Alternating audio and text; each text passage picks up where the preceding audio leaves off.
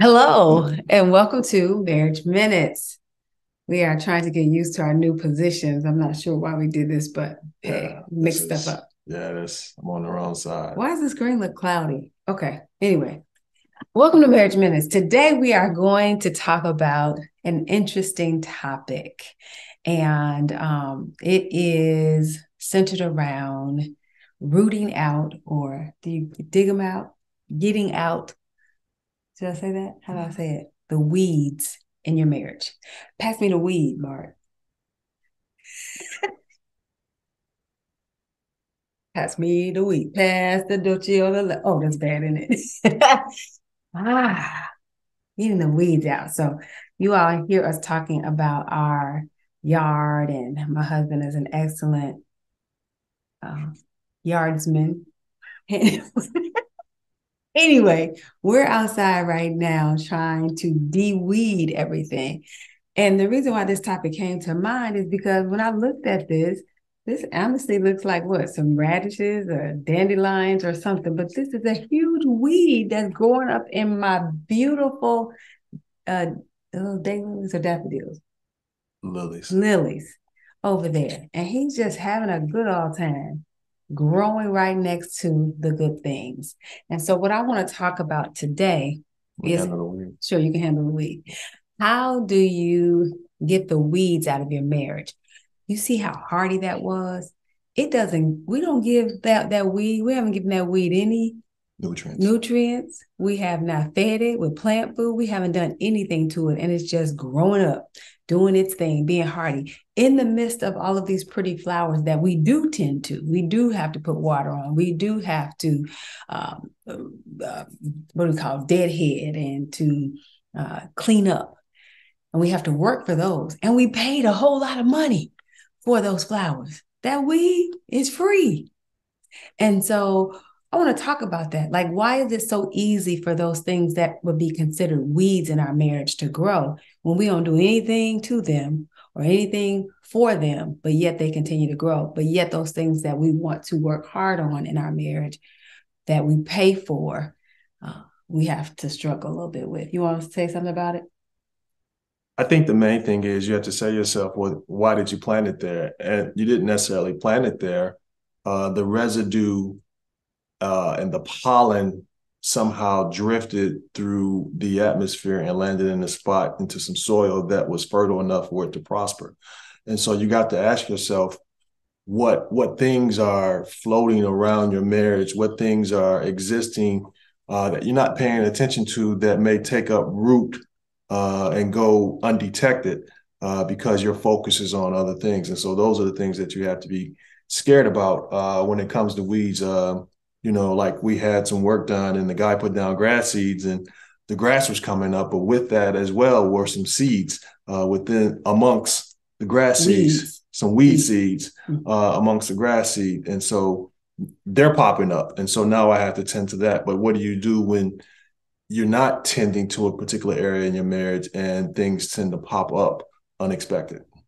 So, some weeds. Let's talk about some weeds in your marriage. To me, some weeds in your marriage could be poor communication, right? It could be your inability to be intimate with one another, not putting each other first. Those are things that really come without growing them, right? They just show up because we have bad attitudes. We don't have a good relationship maybe with our Savior. We're not connected the way we need to be spiritually. Other things get in the way. So sometimes weeds grow up and stay up there because we're not pulling them out. You got to pull weeds out, right? You got to put uh, herbicide on them. You got to do things to kill weeds if you don't want them there. But yet these things in our marriage can really come up and then grow into things that are really big. You had this little bitty weed, and weeds grow overnight. I really would like to put a camera on some weeds and see how fast they grow. They grow overnight without us tending to them. Okay. And so I want you to be mindful. What are the weeds in your marriage? What are those things that are growing around the pretty things that you have set up? And I think the thing of it is weeds always need to be attended to. It's not something where it's a one fix all and that's it. It's a constant attempt to address situations, to address the weeds, and to consistently make sure that you uproot them so that they're not present. What may be a dandelion today may not be, it may be a different type of weed, 2 months from now, but you always have to make sure that within the bed of your marriage, you're tending to it and well aware of what's growing there and what shouldn't be there. And so when you leave it unattended, like Rhonda said, you'll look up overnight and they'll shoot up. And then you have to make sure that you're diligent in how you handle them. A lot of times you want to not go the extreme when it may require the extreme. Like there's some things in my grass that just ordinary weed killer is not going to handle. And so I have to, one, really look into how to handle this particular weed and then get the right stuff to handle the weed. And so there are certain situations within your marriage that, just talking about it may not get it done. You may have to do some elbow grease and applying a different application that will allow it to be extracted and not really ever come back.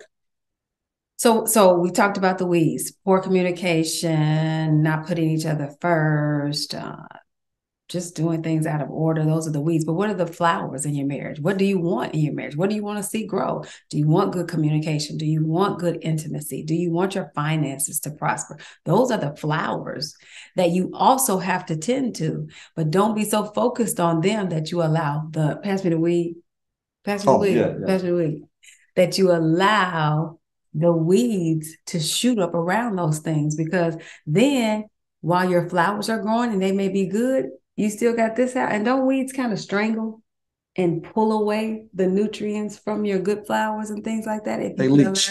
They leach on. So even though you might be watering your flowers and doing all that, if you're not taking care of those bad things around it, these can choke out the very things that you're trying to grow. So to be a good farmer, to be a good gardener of your marriage, I think you have to de-weed and also tend to those flowers. I'm done, sweetheart. And I think also you have to look at, there are certain weeds that will be in close proximity to your flowers. And so you may have to make sure just some parts of your flowers may need to be sacrificed in order for the benefit and the full growth of that particular flower to grow and prosper.